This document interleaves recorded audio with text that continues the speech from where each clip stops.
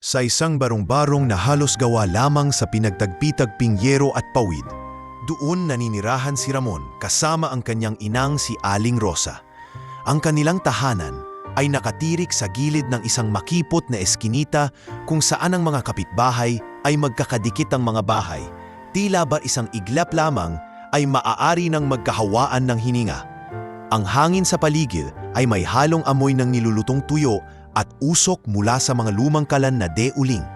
Para kay Ramon, iyon na ang normal na amoy ng kanilang araw-araw na buhay. Isang paalala ng kanilang kahirapan, ngunit isa ring tanda ng kanilang katatagan. Araw-araw, gigising si Ramon bago pa sumikat ang araw. Bubuksan niya ang lumang pinto na gawa sa plywood at hahakbang palabas, bit-bit ang kanyang lumang tsinelas. "Anak, mag-ingat ka sa trabaho ha," paalala ni Aling Rosa na nakaupo sa kanilang maliit na papag. "Oo inay, babalik ako bago magdilim," sagot naman ni Ramon, sabay yuko upang halikan sa kamay ang ina. Hindi man marangya, naniniwala siyang ito ang pinakamahalagang ritual ng kanilang mag-ina, ang simpleng paalam at dasal bago siya lumusong sa mabigat na trabaho.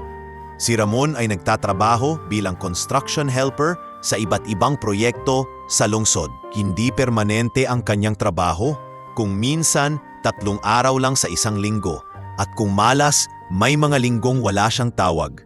Ang kita niya ay sapat lamang para makabili ng bigas at ilang delata.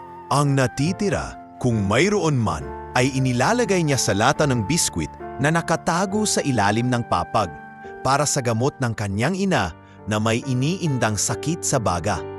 Isang hapon, matapos ang buong araw na pagbubuhat ng semento at paghalo ng buhangin, umuwi si Ramon na halos bumigay ang tuhod sa pagod. Pinasalubuman siya ng ina ng mainit na lugaw na niluto nito mula sa kaunting bigas na natira. "Pasensya ka na anak, ito lang ang nakayanan ko," wika ni Aling Rosa na bahagyang humihingal. "Inay, huwag kayong mag-alala. Masarap naman to. Basta kayo ang nagluto, sapat na," sagot ni Ramon habang pinipilit ngumiti kahit batid niyang kulang iyon para sa kanyang katawan na halos maubos sa trabaho. Sa mga tahimik na gabi, nakahiga siya sa banig at nakatingin sa bubong nilang butas-butas. Naririnig niya ang ulan na pumapatak at tumatagos sa kanilang silid. "Anak, minsan naiisip ko, hanggang kailan tayo ganito?" Mahina ngunit puno ng pangungusap na tanong ni Aling Rosa. Si Ramon, bagamat pagod, ay sumagot ng may paninindigan. "Huwag kayong mag-alala, inay. Balang araw, magkakaroon din tayo ng bahay na hindi tumutulo. Makakainom kayo ng gamot na hindi natin kailangang problemahin. Pangako yan." Hindi nagtagal, dumating ang pagkakataon na matagal nang inaasam ni Ramon. Isang kapitbahay ang nagdala ng balita mula sa isang kakilala. May kumpanya raw na naghahanap ng messenger o utility clerk. Hindi man mataas ang sahod, permanente ito at may benepisyo. Muling umusbong ang pag-asa sa puso ni Ramon. "Anak, ito na ang hinihintay nating biyaya," masayang wika ni Aling Rosa habang pinupunasan ang kanyang mga mata. "Oo inay, gagawin ko ang lahat para makuha ang trabahong yon." Ilang araw bago ang interview, hindi mapakali si Ramon. Wala siyang mainong barong o polo na maisusuot, kaya't nilabhan niya ang kanyang lumang puting kamiseta na maraming beses nang ginamit sa mga okasyon. Tiniyaga niyang plantsahin ito gamit ang lata na pinuno ng mainit na uling, ang kanilang bersyon ng plantsa. Ang lumang pantalon na kupas ay muling inahip para magmukhang maayos. "Anak, kahit luma basta malinis, mas makikita nila ang sipag mo kaysa sa damit," ani Aling Rosa na pinapanood siyang nag-aayos. Dumating ang araw ng interview. Maaga pa lang ay gising na si Ramon. Inihanda ng kanyang ina ang natitirang kape na may halong kaunting asukal at isang pirasong tinapay. "Ito na lang ang almusal mo, anak. Magdasal ka. Alam kong may mabuting plano ang Diyos para sa iyo." Yumakap siya sa ina at humalik sa noo nito. "Salamat inay, para sa inyo to." Sa kanyang paglalakad patungo sa terminal, dama ni Ramon ang kakaibang tibok ng puso niya, halo ng taba at pananabik. Habang tinitingnan niya ang paligid, naiisip niya ang posibilidad ng bagong kinabukasan. Hindi niya naiwasang ngumiti kahit paano. Ngunit sa likod ng ngiting iyon, dala pa rin niya ang bigat ng kanilang kahirapan at ang pananabik na balang araw, mailigtas niya ang kanyang ina sa hirap ng buhay. Habang nakaupo sa jeep papuntang syudad, may mga alaala siyang sumagi sa isip. Ang kanyang kabataan na puno ng sakripisyo, ang pagtigil niya sa pag-aaral upang mapapaghanap buhay at ang mga pangarap niyang pinilit isantabi para lamang mabuhay sila ng kanyang ina. Ngunit sa kabila ng lahat, nanatili ang apoy ng pag-asa sa kanyang puso. "Ramon, kaya mo to," bulong niya sa sarili. "Para ay inay, para sa kinabukasan namin." Sa sandaling iyon, hindi pa niya alam na ang araw na ito ang magbabago sa kanyang buhay magpakailanman. Hindi dahil sa trabaho na inaasam, kundi dahil sa isang desisyong gagawin niyang hindi inaasahan. Ngunit bago mangyari iyon, sa ngayon siya ay isang simpleng lalaking mahirap, puno ng pangarap at determinasyon, at handang harapin ang anumang kapalaran na nakalaan sa kanya. Madaling araw pa lang ay gising na si Ramon. Hindi niya halos maalala kung nakatulog ba siya ng maayos kagabi dahil sa sobrang kaba at pananabik. Pinakiramdaman niya ang tibok ng kanyang dibdib, tila ba ito ay may sariling ritmo ng pag-asa. Sa isang sulok ng kanilang maliit na bahay, nakasabit na ang nilabhan niyang lumang puting kamiseta, pinatuyo at pinlansa gamit ang lata at baga kagabi. Sa tabi nito ay ang kupas na pantalon na siya lamang niyang maisusuot. Habang sinisilip ang mga damit, pumasok sa isip niya ang tanong, "Sapat na kaya ito? Tanggapin kaya nila ako kung ganito lang ang itsura ko?" Napayuko siya at marahang huminga ng malalim. Hindi niya kayang bilhin ang mga damit na suot ng ibang aplikante, pero ang kaya niyang ibigay ay ang kanyang sipag at katapatan. "Anak, maaga kayatang gising," wika ng kanyang inang si Aling Rosa habang lumalapit hawak ang baso ng mainit na tubig na may kaunting kape. Mapapansin ang panghihina sa boses nito, dala ng matagal ng sakit sa baga. "Hindi po ako halos nakatulog, inay. Iniisip ko kung anong sasabihin ko mamaya," sagot ni Ramon habang nakatingin pa rin sa kanyang mga damit. Ngumiti si Aling Rosa at marahang hinawakan ang balikat ng anak. "Huwag kang kabahan. Basta ipakita mo ang totoong ikaw, ang sipag mo, ang malasakit mo. Hindi lahat ng bagay na susukat sa damit o itsura. Ang mahalaga, may mabuti kang puso." Naluha si Ramon sa sinabi ng ina. "Inay, kung makakapasok ako rito, hindi na natin kailangang mag-alala sa gamot ninyo. Baka sakaling makapagpatingin pa tayo sa mas maayos na doktor." Niyakap siya ni Aling Rosa at bumulong, "Maniwala ka, anak. May tamang panahon para sa lahat." Pagsapit ng umaga, nagsuot si Ramon ng kanyang nilabhang kamiseta at pantalon. Tinalian niya ng maayos ang sapatos na halos maluwag na ang tahi. Nagdala rin siya ng lumang envelope kung saan naroon ang kanyang mga dokumento, birth certificate, barangay clearance at ang ilang papel mula sa huli niyang pinasukan. Habang nag-aayos, napansin niyang nanginginig ang kanyang mga kamay. "Ramon," tawag ng batang kapitbahay nilang si Junjun na nakasilip sa pinto. "Saan ka pupunta? Ang linis mo ah." Tumawa si Ramon kahit kinakabahan. "May interview ako, Junjun. Dasal mo na lang. Sana makapasok ako." "Good luck, kuya. Balita mo agad sa amin, ha?" Sigaw ng bata bago ito tumakbo palayo. Nagsimula na siyang lumakad papunta sa terminal. Sa bawat hakbang, tila ba ramdam niya ang bigat at gaan ng kanyang sitwasyon. Bigat dahil sa posibilidad ng pagkabigo, gaan dahil sa liwanag ng bagong pag-asa. Habang naglalakad, naririnig niya ang mga tindera ng pandesal na nag-aalok sa kanto, ang sigawan ng mga tricycle driver na naghihintay ng pasahero at ang tilaok ng mga manok sa paligid. Lahat ng ito ay tila ba nagbibigay ng normal na musika sa kanyang araw. Ngunit para kay Ramon, ito ang araw na maaaring magbago sa lahat. Pagsakay niya sa jeep, napansin niya ang ilang estudyanteng nakauniporme, masaya at nagkukwentuhan tungkol sa kanilang klase. Napayuko siya at napaisip, kung hindi siya huminto noon sa pag-aral, Marahil isa rin siya sa mga kabataang iyon na puno ng pangarap. Ngunit sa halip, siya ay nagtitiis sa mabibigat na trabaho upang buhayin ang kanyang ina. Pinilit niyang alisin ang panghihinayang sa isipan at ituon na lamang ang sarili sa hinaharap. Pagdating sa syudad, bumaba siya sa jeep at naglakad papunta sa gusaling itinuro ng kapitbahay na nagbigay sa kanya ng impormasyon. Isa itong mataas at modernong gusali, may salaming pader at bantay na gwardiya sa pintuan. Hindi maiwasang kabahan si Ramon habang nakatingala roon. Ganito pala ang mundo ng mga taong may maayos na trabaho, bulong niya sa sarili. Lumapit siya sa gwardiya. "Magandang umaga po, sir. Nandito po ako para sa interview," mahinhin niyang sabi. Iningnan siya ng gwardiya mula ulo hanggang paa, halatang nagtataka. Ngunit kalaunan ay itinuro nito ang direksyon. "Doon ka sa reception desk magtala." "Salamat po," sagot ni Ramon, sabay yuko. Sa loob ng gusali, halos malula siya sa kinang ng sahig na gawa sa marmol, sa lamig ng aircon at sa mga taong dumaraan na nakaayos ng formal. Napansin niya ang sarili sa refleksyon ng salamin, isang payat na lalaki sa lumang damit na tila ba hindi bagay sa paligid. Napahigpit siya ng hawak sa envelope. "Hindi importante ang damit. Kailangan lang ipakita ko ang sipag ko," bulong niya. Habang nakapila sa reception, napansin niya ang mga kasabay na aplikante. May nakabarong, may naka-long sleeves at may dalang magagarang portofolyo. May ilan pang nagsasalita ng Ingles habang nag-uusap.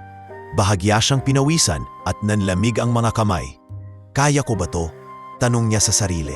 Ngunit naalala niya ang mukha ng kanyang ina at biglang nagkaroon siya ng lakas ng loob. Next, tawag ng receptionist. Lumapit siya at nagbigay ng pangalan. "Ramon de la Cruz po, para sa interview," sabi niya. "Okay, Mr. de la Cruz, please proceed to the waiting area. Tatawagin ka na lang," sagot ng receptionist na may malamig na tinig. Umupo siya sa gilid ng waiting area. Marahang pinupunasan ang pawis sa noo. Kinuha niya ang isang maliit na papel mula sa bulsa. Isang dasal na isinulat ng kanyang ina kagabi. Binasa niya iyon ng paulit-ulit sa kanyang isipan. "Panginoon, gabayan niyo po ang anak ko. Bigyan niyo siya ng lakas at karunungan sa kanyang pagtahak ng bagong landas." Ngumiti si Ramon habang hawak ang papel. "Inay, gagawin ko ang lahat. Hindi ako susuko," bulong niya. Sa kanyang pagkakaupo roon, hindi niya alam na ilang sandali pa ay may mangyayaring magbabago ng takbo ng kanyang buhay.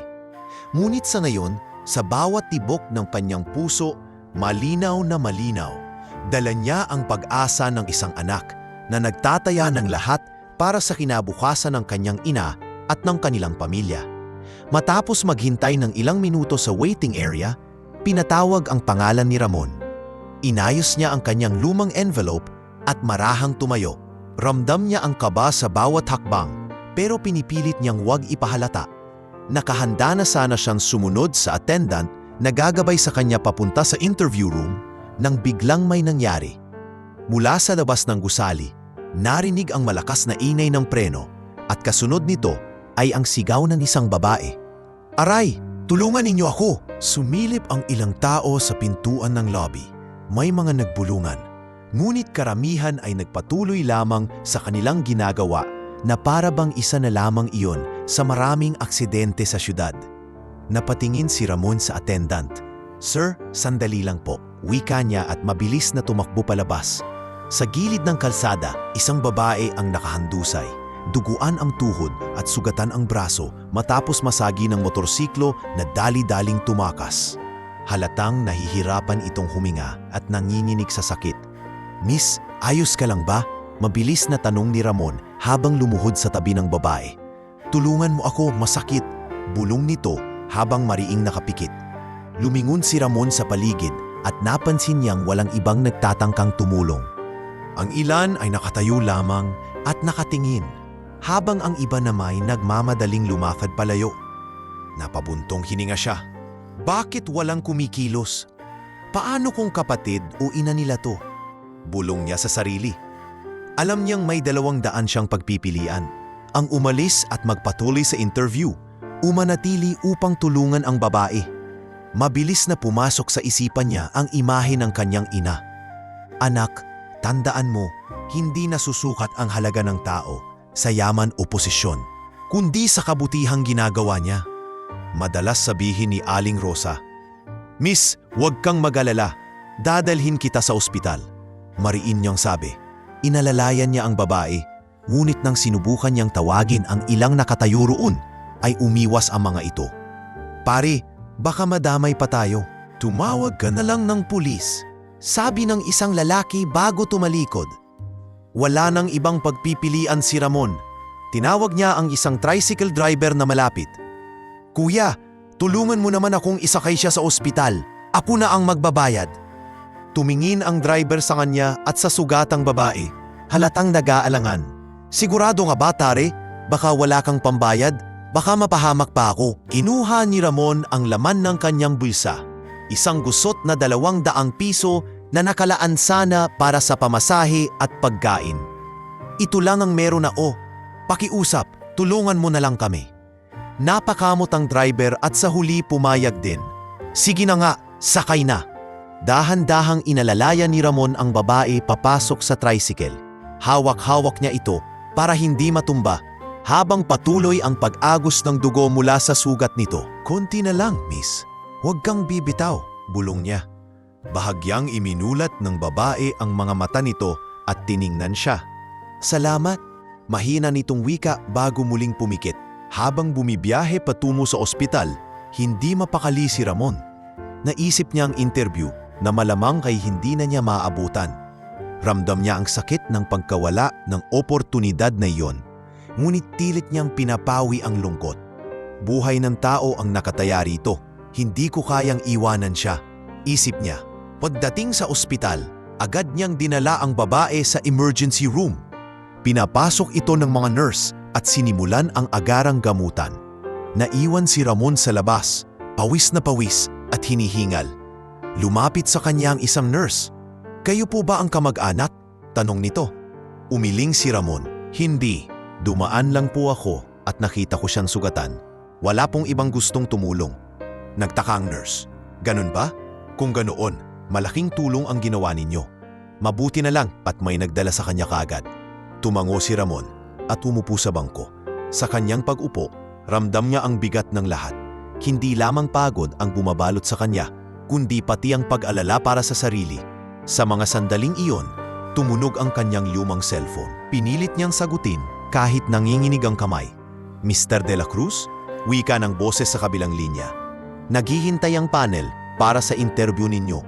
Nasaan na kayo?" Napapikit si Ramon at bahagyang nalungkot. "Pasensya na po, hindi na po ako makakarating." Mahina niyang sagot. "Ano? Sayang naman. Hindi na po tayo makakapag-schedule. Sana makahanap kayo ng ibang pagkakataon." Malamig na sagot ng boses bago ibinaba ang tawag. Napahawak sa noo si Ramon at napayuko. "Anak ng Diyos, nawalan ako ng pagkakataon," bulong niya sa sarili. Ngunit nang maalala ang babaeng sugatan na ngayon ay ginagamot sa loob, pinilit niyang huminga ng malalim. "Baka hindi para sa akin ang trabahong iyon. Ang mahalaga, may natulungan ako." Lumabas ang doktor makalipas ang ilang minuto at lumapit sa kanya. "Ikaw ba ang nagdala sa pasyente? Mabuti na lang at mabilis siyang nadala rito. Kung hindi, baka mas lumala ang kondisyon niya." Tumango si Ramon. "Salamat po, Dok. Wala pong anuman." Sa kabila ng lahat, habang nakaupo siya roon, ramdam niyang may nawala ngunit may mas mahalagang naidulot ang kanyang desisyon. Hindi pa niya alam na ang babaeng tinulungan niya ay hindi basta-basta at na ang sakripisyong ginawa niya sa araw na iyon ang magiging susi sa pagbubukas ng mas malaking kapalaran. Ngunit sa mga oras na iyon, siya ay isang lalaking nabigo na makadalo sa panayam, ngunit panatag ang loob na ang kabutihan pa rin ang kanyang pinili. Sa loob ng ospital, nakaupo si Ramon sa isang mahabang bangko habang nakatanaw sa pintuan ng emergency room. Halos tuliro siya sa mga pangyayari. Naramdaman niyang tuyo ang kanyang lalamunan at pawisan ang kanyang noo. Bawat segundo ay parang oras na lumilipas habang hinihintay niyang lumabas ang doktor para ipaalam ang kalagayan ng babaeng tinulungan niya.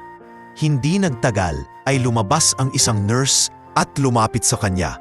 Sir, stable na ang pasyente. Salamat sa mabilis na pagdadala. Kung hindi, baka mas malala ang nangyari. Bahagyang gumaan ang dibdib ni Ramon, ngunit kasabay nito ang bigat ng alaala nang hindi na niya naabot ang interview. Hindi niya mapigilang isipin na iyon na sana ang kanyang pagkakataong makatakas sa kahirapan. Napayuko siya at marahang bulong sa sarili. Sayang, para kay inay pa naman yon. Makalipas ang ilang minuto, lumabas ang doktor. Ikaw ba ang nagdala sa kanya? Tanong nito habang pinupunasan ang pawis sa noo. Tumango si Ramon. Opo, Dok. May nakakita akong aksidente at wala pong ibang tumulong. Ako na lang po ang nagdala. Napangiti ang doktor. Kung hindi ka kumilos agad, baka mas lumala pa ang kalagayan ng pasyente. Mabuti na lang at nandoon ka. Nagpasalamat si Ramon at nagpaalam. Lumabas siya ng ospital na magaan ang puso sa ginawa, ngunit mabigat dahil sa kinailangang isakripisyo. Sa daan pa uwi, paulit-ulit niyang naiisip ang eksenang narinig niya mula sa telepono kanina. Ang boses ng HR officer na malamig na nagpapaalam na hindi na siya maaaring makapag-reschedule. Pagdating sa kanilang bahay, agad siyang sinalubong ng kanyang ina. Anak, kamusta? Nakarating ka ba sa interview?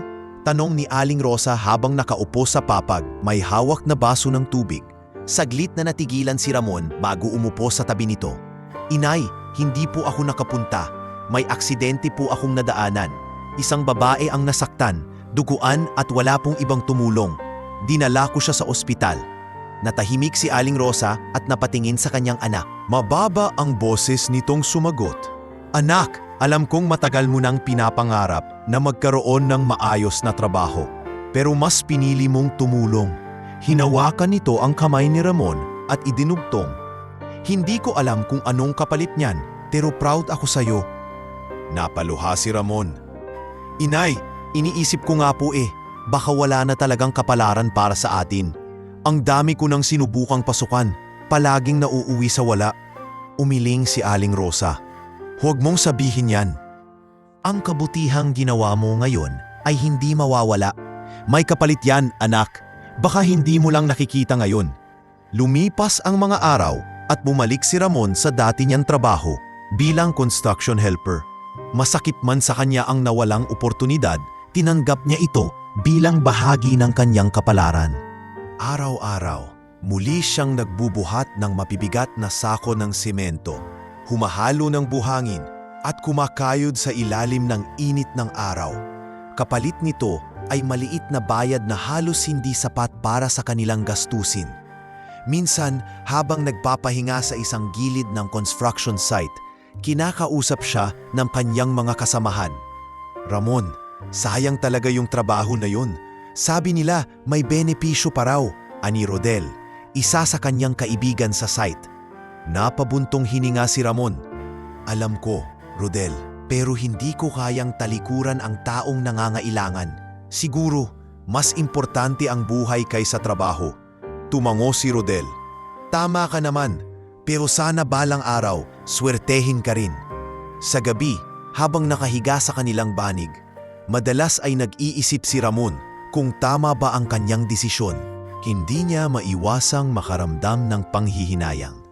Ngunit sa tuwing maririnig niya ang malumanay na hinga ng kanyang ina habang natutulog, napapawi ang lahat ng pag-aalinlangan. Alam niyang kung makakarating siya sa parehong sitwasyong muli, pipiliin pa rin niyang tumulong. Isang linggo makalipas ang insidente, nakatanggap si Ramon ng tawag mula sa kumpanyang nagpa-interview. Mr. De La Cruz, gusto naming ipaalam na natanggap na namin ang ibang aplikante. Pasensya na po. Bahagya siyang natahimik bago sumagot. Salamat po sa oras ninyo. At ibinaba ang telepono. Napatingin siya sa paligid ng kanilang munting bahay at mahigpit na yumakap sa kanyang ina. Inay, pasensya na. Hindi ko man naibigay ang magandang balita, pero pangako, hahanap pa rin ako ng paraan. Numiti si Aling Rosa at sumagot, Anak, ang mahalaga ay buo ka at ligtas. Mas mabigat ang ginawa mong desisyon. Tandaan mo, hindi lahat ng pagkakataon ay agad-agad binibigay ng tadhana. May tamang oras para sa lahat. Sa kabila ng pangungulila at kabiguan, mas lalong tumatag ang loob ni Ramon. Sa mga oras na iyon, hindi niya alam na ang simpleng kabutihang ipinakita niya sa sugatang babae ay magsisilbing binhi ng pagbabago sa kanilang buhay. Ngunit sa ngayon, ang alam lang niya ay isa siyang lalaking muling bumagsak, ngunit handang bumangon para sa kanyang ina at sa pag-asang balang araw, magbubukas muli ang pinto ng kapalaran. Makalipas ang ilang linggo mula nang mangyari ang insidente, unti-unti na ring nakalimutan ni Ramon ang tungkol sa babaeng tinulungan niya. Sa isip niya, baka hindi na sila muling magkikita. Bumalik siya sa kanyang dating takbo ng buhay, pagbubuhat ng semento, pagtanggap ng kung ano-anong pansamantalang trabaho, at pag-uwi sa kanilang maliit na barong-barong upang alagaan ang kanyang ina. Kahit mahihap, pinipilit niyang ngumiti sa bawat araw dahil para kay Ramon, wala siyang ibang sandigan kundi ang pananampalataya at ang pagmamahal sa kanyang ina. Isang umaga, pagkatapos ng isang mahabang araw ng trabaho sa construction site, nagpasya si Ramon na dumaan muna sa palengke para bumili ng kaunting gulay. Pagdating niya sa bangketa, napansin niya ang kumpulan ng tao sa harap ng isang van. May babaeng nakaupo sa wheelchair, naka-shades at nakasuot ng malinis at mamahaling damit. May kasama itong dalawang tao na halatang mga personal assistant. Hindi niya sana papansinin, ngunit nang lumingon ang babae at pansamantalang tanggalin ang kanyang shades, natigilan si Ramon. Pamilyar ang mga mata at mukha nito. Siya ang babaeng tinulungan niya sa aksidente. Ang babae ring muntik nang mawalan ng buhay kung hindi siya nagdesisyong isakripisyo ang kanyang interview. Miss, ikaw ba yung dinala ko sa ospital noon? Maingat na tanong ni Ramon, halos hindi makapaniwala. Nagulat ang babae at bahagyang umiti. Ikaw ba yung lalaki na nagdala sa akin nung araw na yon? Hindi ko akalaing makikita pa kita. Tinanggal niya ng tuluyan ang kanyang shades at tumitig kay Ramon para bang sinusuri ang kanyang mukha. Oo, ako nga po, sagot ni Ramon, medyo nahihiya pa. Mabuti naman at maayos na kayo ngayon. Napatingin sa kanya ang dalawang assistant. Ma'am, siya po ba talaga? Tanong ng isa. Tumango ang babae. Oo, siya nga. Siya ang tumulong sa akin. Kung hindi dahil sa kanya, baka hindi na ako nabubuhay ngayon. Nahihiya si Ramon sa mga salitang iyon. Wala po yun, miss. Ginawa ko lang ang dapat gawin. Kung sino man ang nandoon, siguradong tutulong din. Ngunit sa totoo, alam niyang hindi ganoon ang nangyari. Sa gitna ng maraming taong nakakita ng aksidente, siya lamang ang nagdesisyong kumilos. Lahat ng iba ay nagbulungan, natakot at umalis. Kaya sa kabila ng kanyang kababaang loob, alam niyang pinaglaban niya ang tama. Nagpakilala ang babae. Ako si Clarissa, Clarissa Vergara. Bahagyang natigilan si Ramon. Parang pamilyar ang apelyido, ngunit hindi niya agad inisip. Ramon po, sagot niya. Ramon de la Cruz. Ngumiti si Clarissa at inilahad ang kanyang kamay. Salamat ulit, Ramon. Hindi ko makakalimutan ang ginawa mo. Dahan-dahan niyang iniabot ang kanyang kamay at nagkamay sila. Sa simpleng sandaling iyon, dama ni Ramon ang init ng pasasalamat ng babae. Ngunit hindi pa rin niya alam kung sino talaga ito. Kung gusto mo, sabayan mo muna kami. May bibisitahin pa kami sa ospital para sa follow-up check-up, alok ni Clarissa. Ngunit mabilis siyang umiling. Pasensya na po, Miss Clarissa. Kailangan ko pa pong umuwi. May ina po akong naghihintay. Kahit saglit lamang ang kanilang pag-uusap, ramdam ni Ramon ang kakaibang aura ng babae. Isang taong hindi karaniwang nakikisalamuha sa mga kagaya niya. At hindi niya alam na ang simpleng babaeng iyon ay hindi lang basta pasyente, kundi isa palang kilalang bilyonaryong CEO. Pag-uwi niya, agad siyang sinalubong ng kanyang ina. Anak, bakit parang may ngiti sa mukha mo ngayon? Anong nangyari? Tanong ni Aling Rosa habang pinupunasan ang mesa. Umupo si Ramon at nagsimulang magkwento. Inay, naalala niyo po yung babaeng tinulungan ko noon? Nakita ko siya ulit kanina. Ayos na siya, naka-wheelchair pa pero nakangiti at nagpapasalamat sa akin. Ngumiti si Aling Rosa, puno ng kagalakan. Kita mo na anak, sabi ko sa'yo, hindi mawawala ang kabutihang ginawa mo. Babalik-babalik yan sa'yo. Napaisip si Ramon. Totoo nga, kahit nawalan siya ng oportunidad noon, ang simpleng pagkikita nilang muli ni Clarissa ay tila ba isang paalala na may kahulugan ang lahat ng nangyayari. Kinagabihan, bago matulog, matagal na nakatitig si Ramon sa kisame ng kanilang barong-barong. Iniisip niya ang naging mga kaganapan. Bakit kaya kami nagtagpo ulit? Baka may dahilan. Bulong niya sa sarili. At sa kabila ng hindi pa niya nalalaman, ang pagkikita nilang iyon ay simula ng pagbabago ng kanyang kapalaran. Ngunit sa mga oras na iyon, simple lamang ang pananaw niya. Isang sugatang babae na tinulungan niya noon at ngayon ay muling nagpasalamat. Para kay Ramon, sapat na iyon upang muling mapawi ang bigat sa kanyang puso at magbigay ng panibagong pag-asa na balang araw may daraping na mas magandang bukas. Kinabukasan matapos ang kanilang muling pagkikita, hindi pa rin maalis sa isipan ni Clarissa ang mukha ni Ramon habang nasa loob siya ng kanyang opisina sa isang mataas na gusali sa Makati.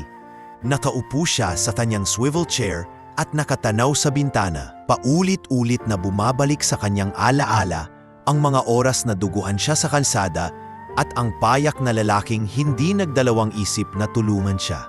Kung wala siya, baka hindi ko na nagising ang umagang ito, bulong ni Clarissa sa sarili. Pumasok ang kanyang sekretarya. Ma'am Clarissa, andito na po ang mga dokumento para sa board meeting bukas. Kinuha niya ito ngunit hindi pa rin makapag-focus. Maya-maya, nagtanong siya, Mila, natagpuan niyo na ba ang buong pangalan ng lalaking tumulong sa akin noong aksidente? Nagulat si Mila. Ma'am, ang ibig niyo po bang sabihin yung simpleng lalaki na nagdala sa inyo sa ospital?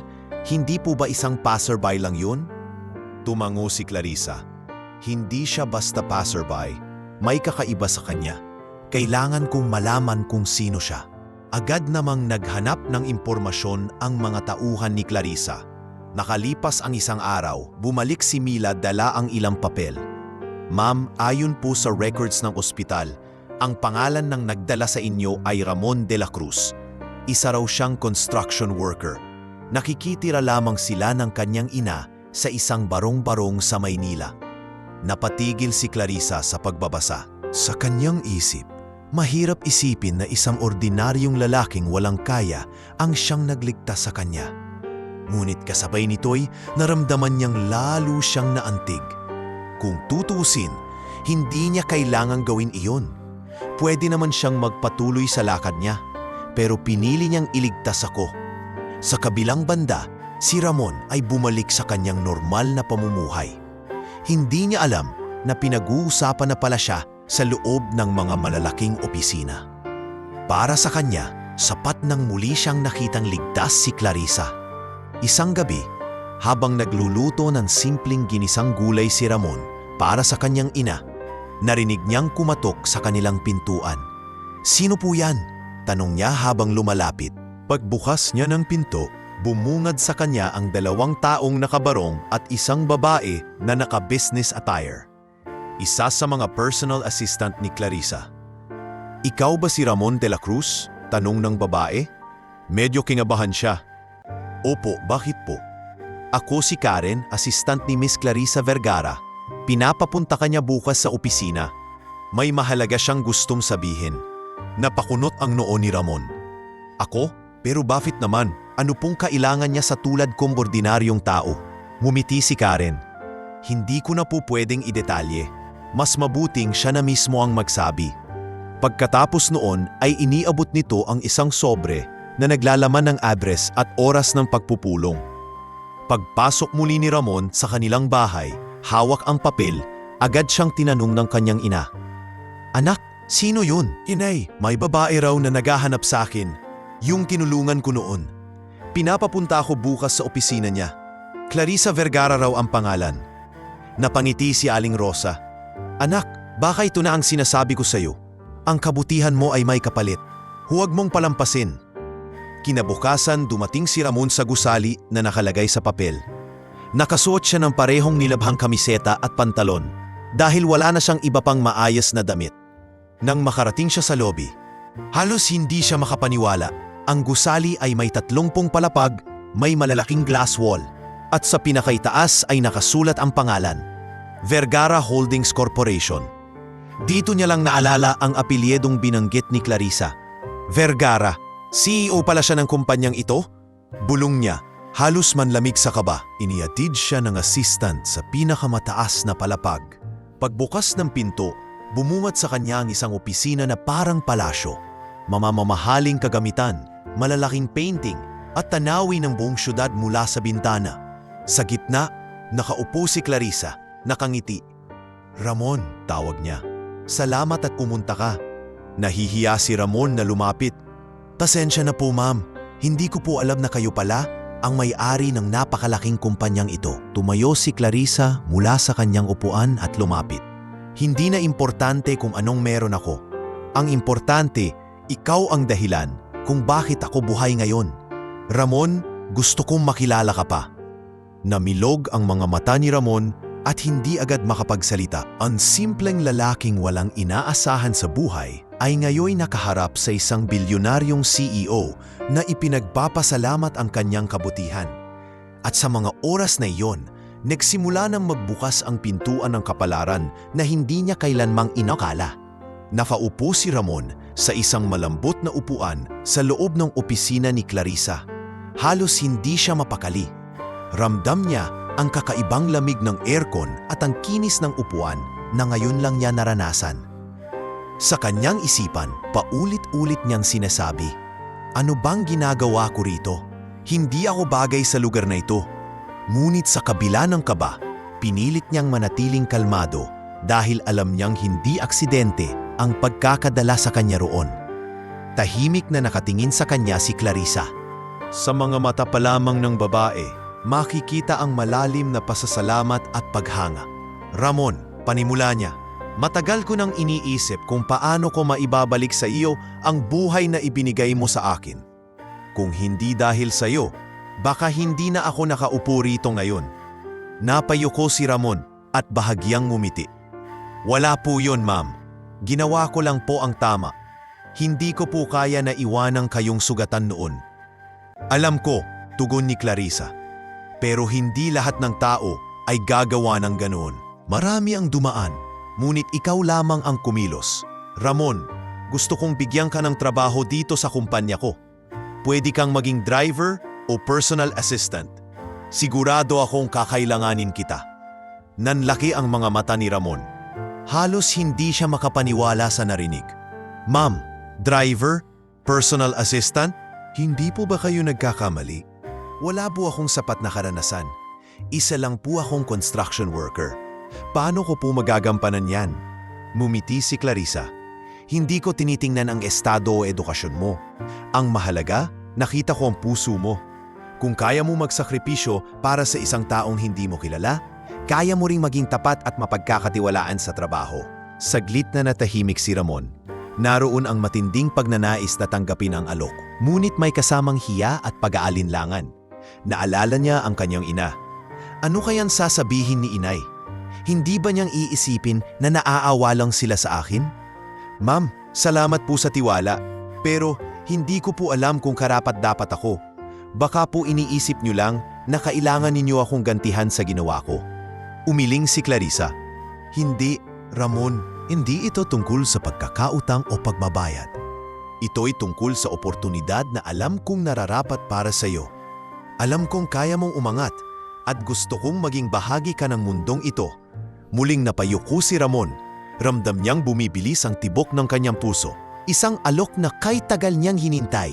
Isang permanenteng trabaho at hindi lamang basta trabaho, kundi isang direktang ugnayan sa isang bilyonaryong CEO. Ngunit mahirap para sa kanya na tanggapin agad. Kung ganun po, ma'am, sagot niya matapos ang ilang segundong katahimikan. Bibigyan ko po ng pagkakataon ang sarili ko. Tatanggapin ko po ang alok ninyo. Mumiti si Clarissa, halatang natuwa. Mabuti naman, Ramon. Simula bukas, magsisimula ka na bilang aking personal assistant. Huwag kang mag-alala. Tuturuan ka ng mga tao ko sa lahat ng kailangan mong gawin. Umuwi si Ramon ng gabing iyon na may halong kaba at tuwa. Pagdating niya sa kanilang barong-barong, agad siyang sinalubong ng kanyang ina. Anak, ang aga mong nakauwi. Anong nangyari? Bakit parang may kakaiba sa mukha mo? Umupo si Ramon sa tabi ng kanyang ina at ikinuwento ang lahat. Inay, inalok po ako ni Miss Clarissa ng trabaho. Personal assistant daw niya. Hindi ko nga po alam kung paano nangyari, pero tinanggap ko po. Nagulat si Aling Rosa. Anak, totoo ba yan? CEO siya ng malaking kumpanya. Tapos, ikaw ang magiging assistant niya? Napaluha siya habang nakahawak sa kamay ng kanyang anak. Anak, ito na yata ang sagot sa mga dasal natin. Sabi ko na sayo, hindi mawawala ang kabutihan. Ang ngumiti si Ramon at hinaplos ang balikat ng kanyang ina. Sana nga po, inay. Pero natatakot din ako. Baka hindi ko kayanin. Baka mapahiya lang ako. Huwag mong isipin yan, Ramon. Ang puso mo ang puhunan mo. At sigurado akong mas makakabuti yan hindi lang para sayo, kundi para sa kinabukasan natin. Kinabukasan, dumating si Ramon sa opisina ng kumpanya na may bagong lakas ng loob. Bagamat nakasuot pa rin siya ng parehong lumang kamiseta at pantalon. May kakaiba sa kanyang tindig, may kumpiyansa, may direksyon. Tinanggap siya ng mga tauhan ni Clarissa at ipinakilala bilang bagong personal assistant. Ngunit hindi naging madali ang unang araw niya. Maraming mata ang nakatingin sa kanya, may halong pagtataka, pagdududa at minsan pa'y pangungutya. Yan ba ang bagong assistant ni Ma'am? Parang hindi bagay dito. Bulong ng isang empleyado. Narinig iyon ni Ramon. Ngunit pinili niyang manahimik. Alam niyang darating ang araw na mapapatunayan niyang kaya niya. Ang mahalaga, nagkaroon siya ng pagkakataong baguhin ang kanyang kapalaran. At sa loob ng opisina, nakatingin mula sa malayo si Clarissa. Tahimik na pinagmamasdan ang kanyang bagong assistant. May ngiti sa kanyang mga labi. Ito ang simula, Ramon. Hindi mo pa alam, pero malaki ang papel mo sa buhay ko. Unang araw pa lamang ni Ramon, bilang personal assistant ni Clarissa, ay ramdam na niya ang bigat ng mundo na kanyang pinasok. Pagdating niya sa opisina, nakasuot pa rin siya ng kanyang nilabhang kamiseta at kupas na pantalon. Kahit pinilit niyang maging malinis at maayos, halata pa rin ang agwat ng kanyang itsura kumpara sa mga empleyadong pawang nakabarong, nakablazer at nakapustura. Paglapit niya sa front desk, pinagtitinginan siya ng mga tao. May ilan pang napailing at nagbulungan. Siya ba yung tinanggap ni Ma'am Clarissa? Para namang hindi bagay dito. Baka may koneksyon kaya nakapasok, dagdag pa ng isa. Narinig ni Ramon ang mga iyon, ngunit pinili niyang manahimik. Pinangako niya sa sarili na hindi siya magpapadala sa mga salita ng iba.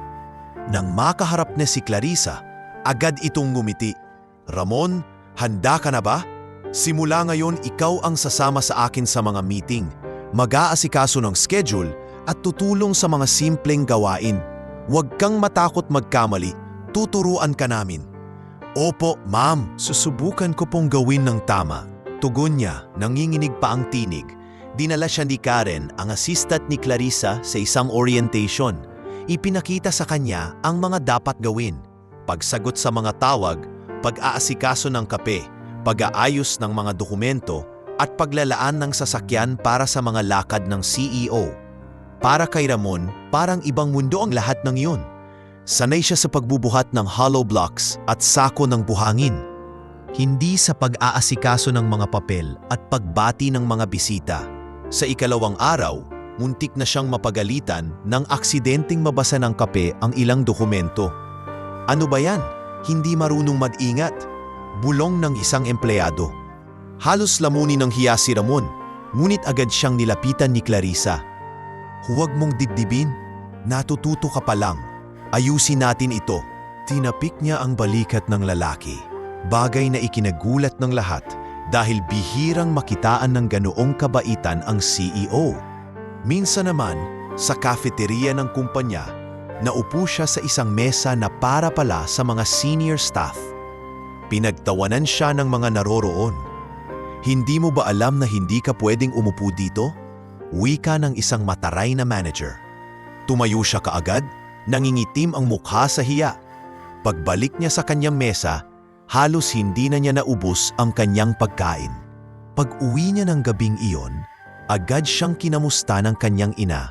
Anak, kumusta ang unang mga araw mo? Tanong ni Aling Rosa habang naglalagay ng ulam sa kanilang maliit na mesa. Medyo mahirap po, inay, sagot ni Ramon habang naupuo.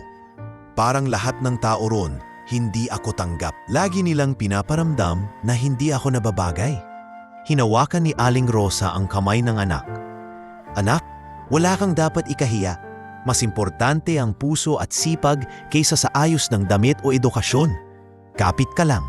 Darating ang araw na makikita rin nila ang totoong halaga mo. Kinabukasan, kahit mabigat ang loob, pumasok ulit si Ramon. Pinilit niyang gawing maayos ang lahat ng gawain. Sa bawat utos ni Clarissa, mabilis niyang tinatandaan ang detalye. Unti-unti, natututo siyang magsagot ng tawag ng maayos, gumawa ng schedule at tumulong sa paghahanda ng meeting. Kahit may mga sablay, ramdam niyang may maliit na progreso siya araw-araw. Napansin ni Clarissa ang pagsusumikap niya. Sa isang meeting, kasama ang ilang board members, dinala niya si Ramon. Habang nagsasalita ang isa sa mga direktor, marahang lumapit si Ramon upang ayusin ang proyektor na ayaw gumana. Matapos lamang ang ilang sandali, nailagay niya ito sa tamang settings at muling nakapagsimula ang presentasyon. Pagkatapos ng meeting, nilapitan siya ni Clarissa. Magaling, Ramon, kung hindi dahil sa'yo, baka natagalan pa kami. Nahihiya, ngunit natuwa si Ramon. Wala po yun, ma'am. Natutunan ko lang sa mga nakaraang construction site na kailangan laging maabilidad. Ngumiti si Clarissa. Iyan ang gusto ko sa'yo. Marunong kang mag-adjust. Sa kabila ng mga papuri ng CEO, patuloy pa ring may mga taong nag-aalangan kay Ramon. Marami ang nagsasabing hindi siya tatagal, na hindi siya para sa ganoong klase ng trabaho. Ngunit sa bawat bulong at pangungutya, mas lalong pinatatad ni Ramon ang loob niya. Isang gabi, bago matulog, tumitig siya sa kanyang ina. Inay, kahit mahirap, hindi ako susuko. Para sa inyo ito, para sa kinabukasan natin. Kahit anong sabihin ng iba, magpapatuloy ako. At sa kanyang isip, paulit-ulit niyang binabalikan ang araw ng aksidente. Kung hindi siya tumulong noon, baka wala siya ngayon sa posisyon na ito. Kahit mahirap ang pag-a-adjust, alam niyang ito ang unang hakbang papunta sa isang mas magandang bukas. Lumipas ang mga linggo at unti-unti nang nasasanay si Ramon sa kanyang bagong mundo.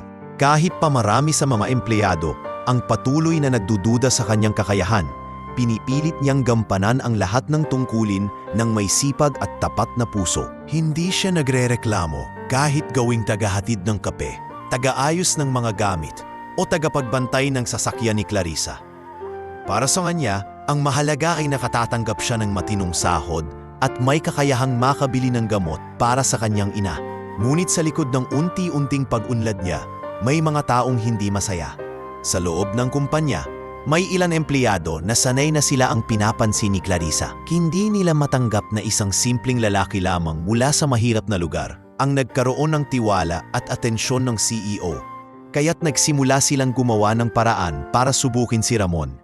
Isang gabi, matapos ang mahabang araw sa opisina, lumapit sa kanya ang isa sa mga senior staff na si Gregorio. Ramon, pwede ba tayong mag-usap sandali? Tanong nito habang inaanyayahan siyang lumapit sa gilid ng parking lot. Medyo nag-alangan si Ramon pero sumama rin. Opo sir, ano pong kailangan ninyo? Naglabas si Gregorio ng isang sobre mula sa kanyang attaché case at iniabot sa kanya.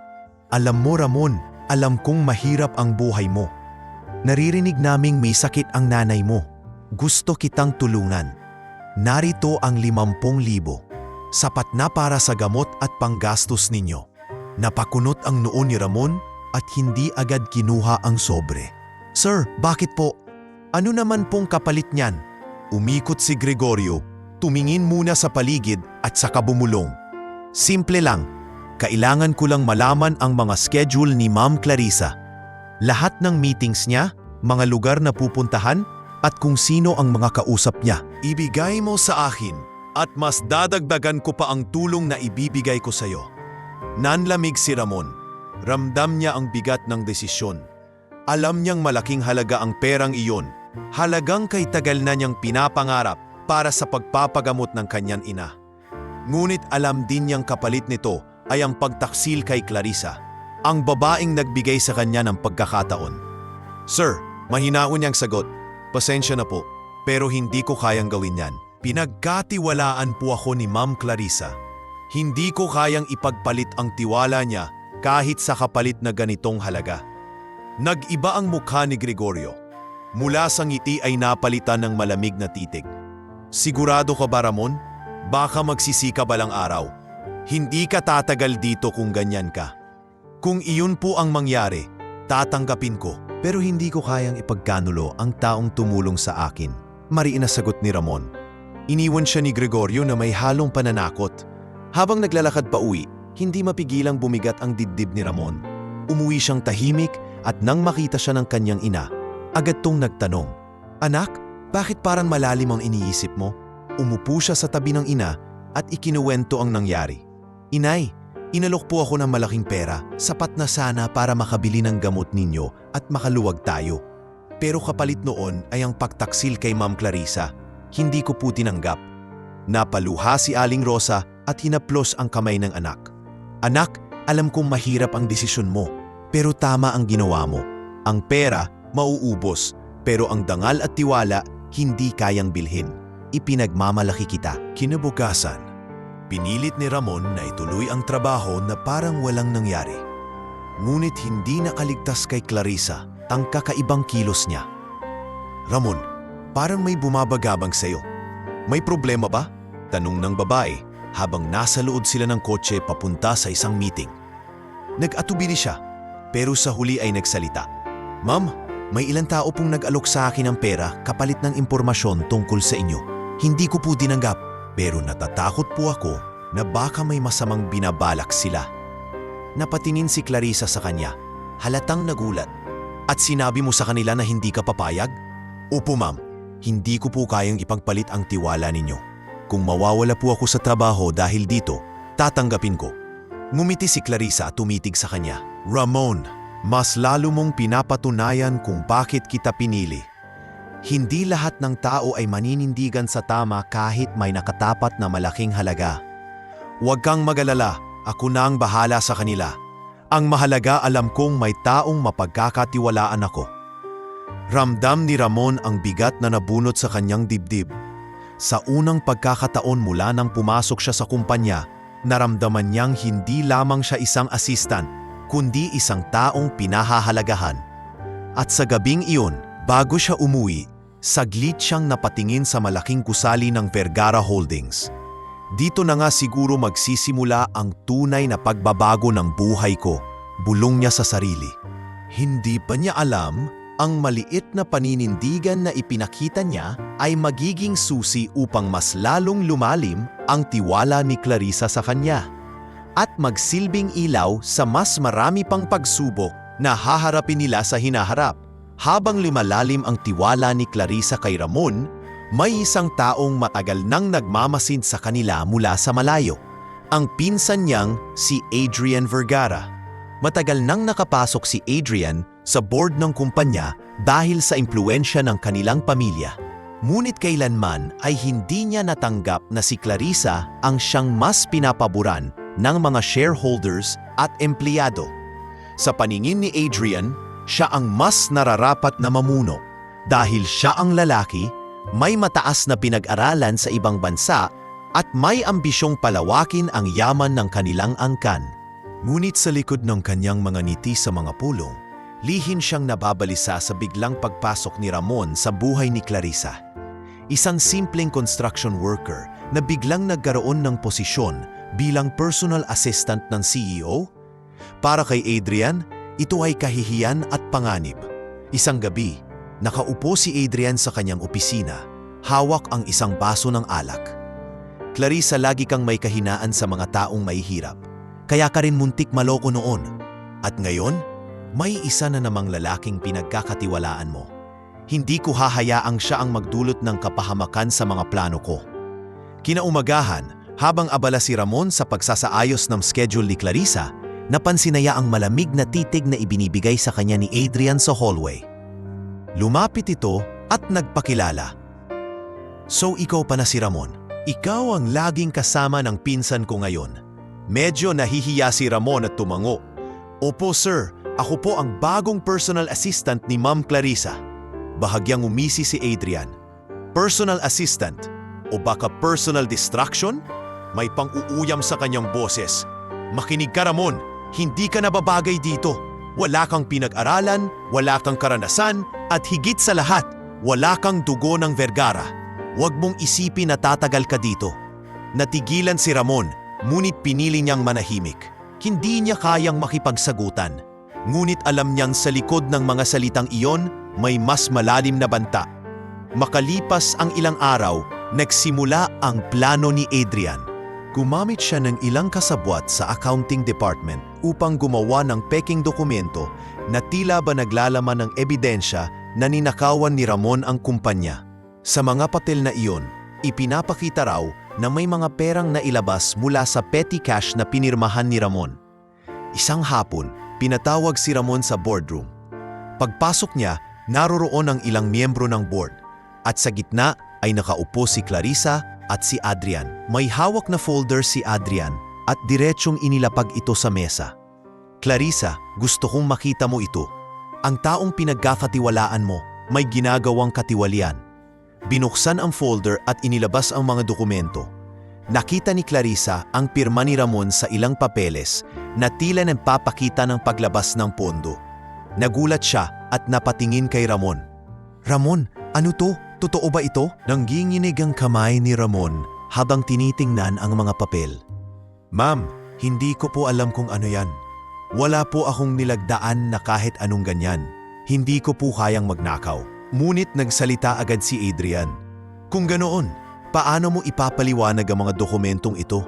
At bakit sa tuwing nawawala si Clarissa, ikaw ang palaging nasa paligid ng opisina? Hindi ba't masyado ng kahina-hinala? Nabigla si Clarissa at hindi agad nakasagot. Sa kanyang isip, gusto niyang paniwalaan si Ramon. Ngunit bilang isang pinuno, hindi siya pwedeng magbulag-bulagan. Ramon, kailangan kong mag-imbestiga. Para sa ngayon, magpahinga ka muna. Hindi ka muna papasok sa trabaho. Parang gumuho ang mundo ni Ramon. Ma'am, maniwala po kayo sa akin. Wala po akong ginawang masama. Ngunit di na siya pinakinggan ng board. Naglakad siya palabas ng gusali, mabigat ang bawat hakbang habang naririnig pa ang mga bulungan ng mga empleyado. Ayun, nahuli rin pala. Sabi ko na hindi tatagal yon. Umuwi siya ng gabing iyon, malungkot at halos walang lakas. Pagdating niya sa kanilang bahay, agad siyang sinalubong ng kanyang ina. Anak, bakit ang lungkot mo? Anong nangyari? Umupo siya at napahawak sa mukha. Inay, pinalabas nilang magnanakaw ako. May mga dokumentong pinirmahan daw ako, pero hindi ko naman ginawa. Pinatigil muna ako sa trabaho. Napaluha si Aling Rosa at niyakap ang anak. Anak, kilala kita. Alam kong hindi mo gagawin yan. Huwag kang mawalan ng pag-asa. Darating ang panahon, lalabas ang katotohanan. Ngunit sa kanyang puso, alam ni Ramon na hindi madali ang laban. Isang makapangyarihang tao ang nakalaban niya at iyon ay si Adrian. Isang taong handang gawin ang lahat upang siya'y masira. Sa kabilang dako, habang nakaupo sa kanyang opisina, nakatingin si Clarissa sa mga dokumento. Hindi ito ang Ramon na nakilala ko, bulong niya.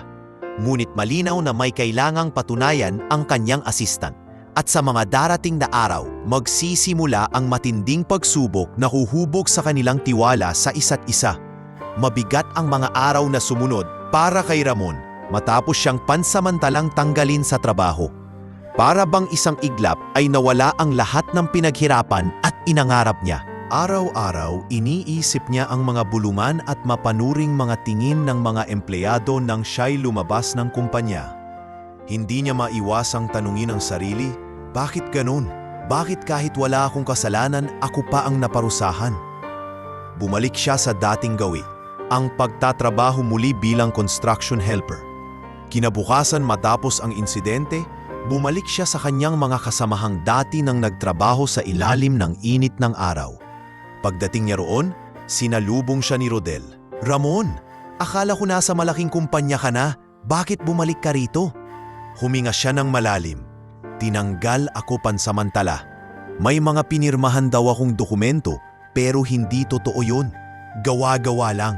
Nagkatinginan ang kanyang mga kasamahan at bagamat may ilan na tila nagduda, karamihan ay naniniwala. Alam naming hindi mo gagawin yon, Ramon, ani Rodel. Pero mahirap kalaban ang mga mayaman. Kahit wala kang kasalanan, kayang-kaya nilang gumawa ng kwento laban sa'yo. Habang muli siyang nagbubuhat ng mga sako ng semento, naramdaman niya ang kirot sa kanyang puso. Mula sa malilis na opisina at presensya ng isang CEO, muli siyang bumalik sa alikabok at pawis. Ngunit sa kabila ng lahat, pinili niyang tumindig at magpatuloy. Dahil para sa kanya, mas pipiliin na niyang pawisan sa tapat na paraan kaysa mabuhay sa kasinungalingan. Samantala, si Aling Rosa ay lalong nanghina. Sa tuwing uuwi si Ramon na pagod, mas lalo siyang nadudurog. Isang gabi, habang pinapainom niya ng gamot ang ina, bigla itong umubo ng malakas. Halos hindi na makahinga.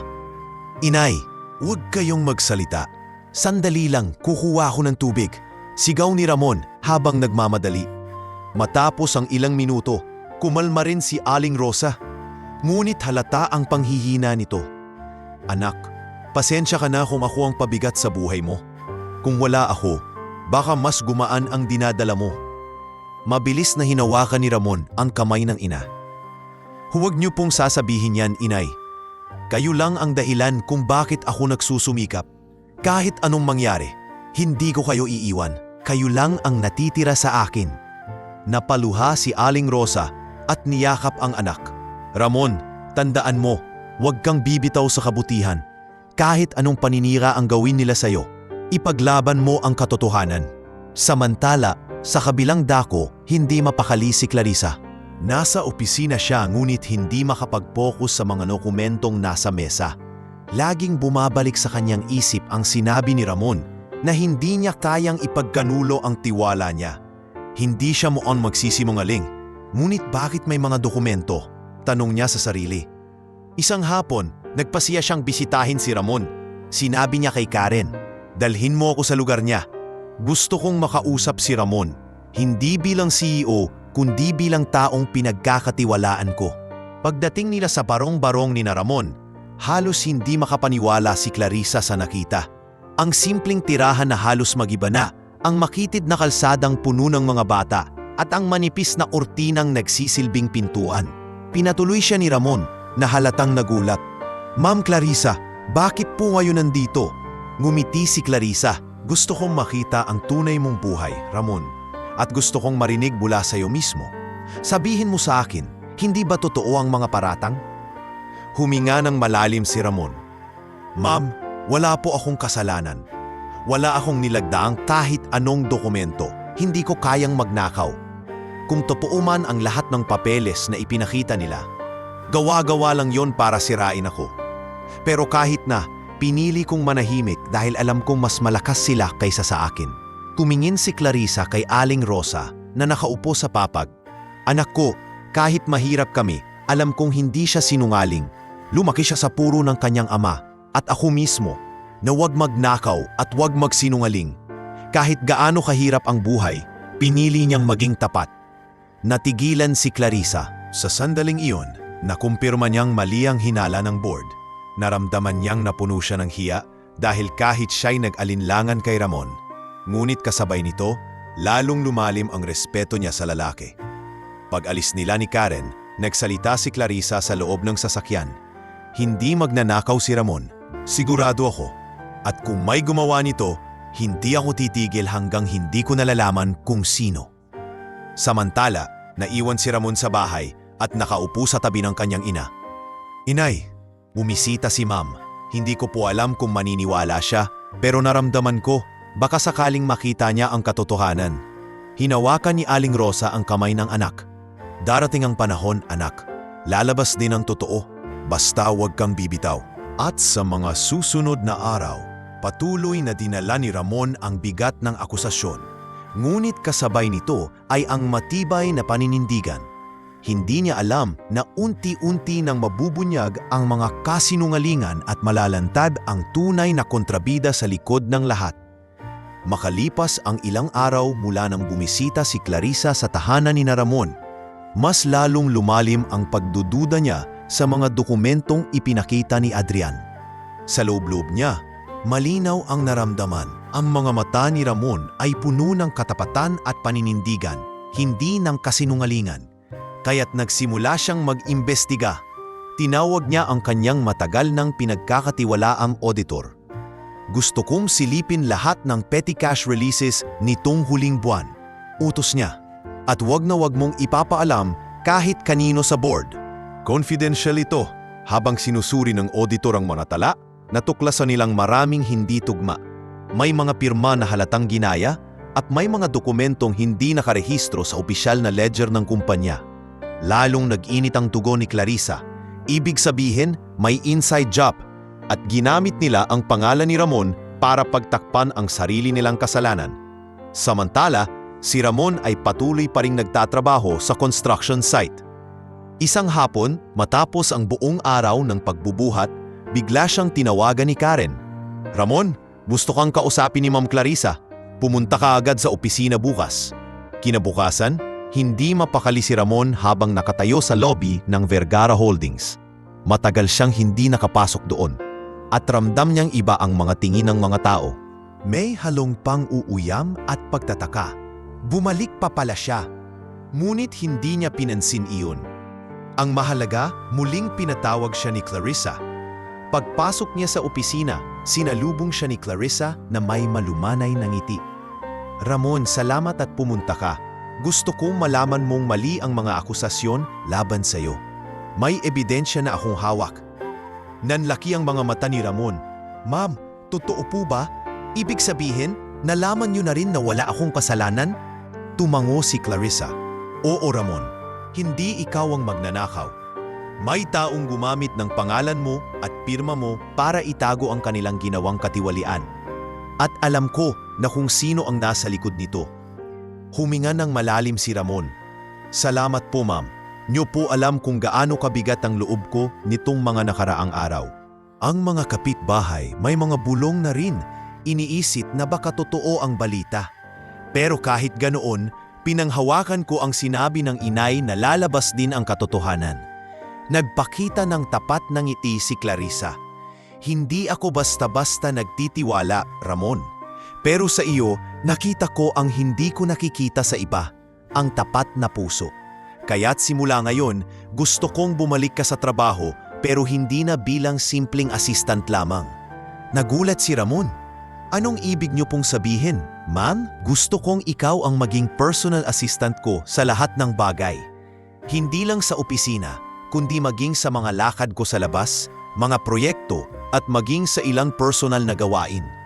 Ramon, kailangan ko ng taong maaasahan at ikaw ang naiisip ko." Hindi makapaniwala si Ramon sa narinig. Parang kailan lang. Halos mawala na siya sa kumpanya. Ngunit ngayon ay mas mataas pa ang posisyon ang inaalok sa kanya. "Ma'am, baka po hindi ko kayanin. Hindi naman po ako sanay sa ganoon mga responsibilidad." Ngumiti si Clarissa at tinapik ang kanyang balikat. "Hindi lahat ng tao sanay agad. Pero naniniwala ako, matututo ka. At higit pa roon, Ramon, mas mahalaga ang iyong pagkatao kaysa sa kasanayan." Sa kanyang pag-uwi, halos hindi makapagsalita si Ramon habang nagkukwento sa kanyang ina. "Inay, ibinalik ako ni Ma'am Clarissa. Hindi lang yun, binigyan pa niya ako ng mas mataas na tiwala. Ako na raw ang kanyang personal assistant sa lahat." Napaluha si Aling Rosa sa sobrang tuwa. "Anak, sabi ko na sa'yo, hindi man mabilis, darating ang panahon na kikilalanin ang katotohanan." At ngayon, nakita mismo ni Clarissa ang halaga mo. Kinabukasan, muling pumasok si Ramon sa kumpanya. Ngunit ngayong bumalik siya, ibang-iba na ang pakiramdam. Hindi na siya ang dating pinagtatawanan. Bagkus, may halong paggalang at pananahimik ang mga tao sa kanyang pagdaping. Marami sa kanila ang nagulat nang marinig mismo mula kay Clarissa sa isang pulong. Si Ramon ay hindi magnanakaw. Siya ay isang tapat na tao at mula ngayon, siya ang aking personal assistant. Nabunutan ng tinik si Ramon. Ang mga dating bulong ay napalitan ng tahimik na pagtingin.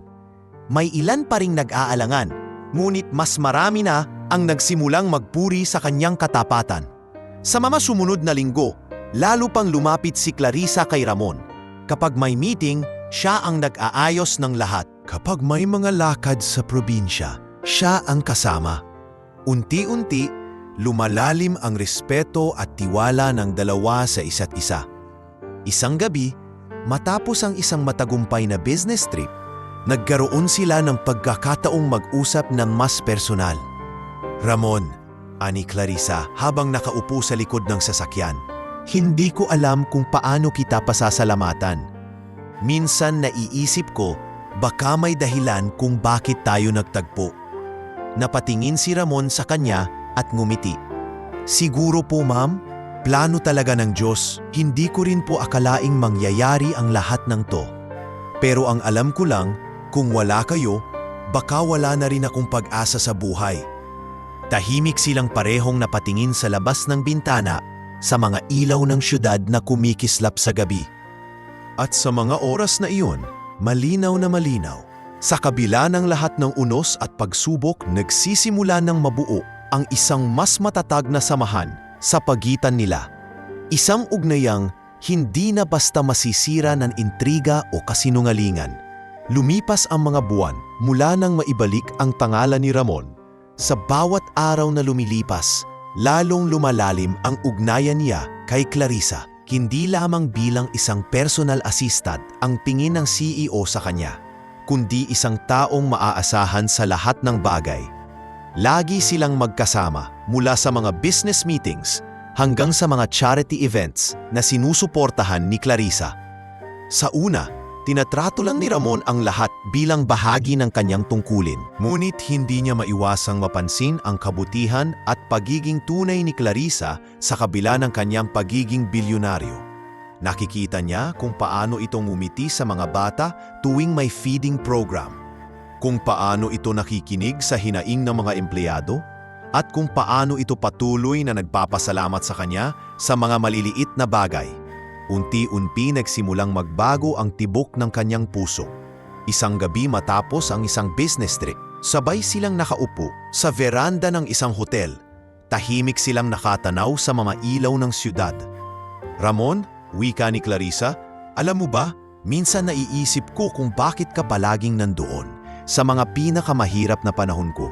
Sa aksidente, sa mga paninira sa kumpanya, at kahit noong halos mawalan ako ng tiwala sa sarili ko, ikaw ang hindi bumitaw. Napayuko si Ramon at marahang ngumiti. Ma'am, hindi ko po alam kung bakit ganun. Ang alam ko lang, kapag may taong umaasa sa'yo, hindi mo dapat siyang bitawan.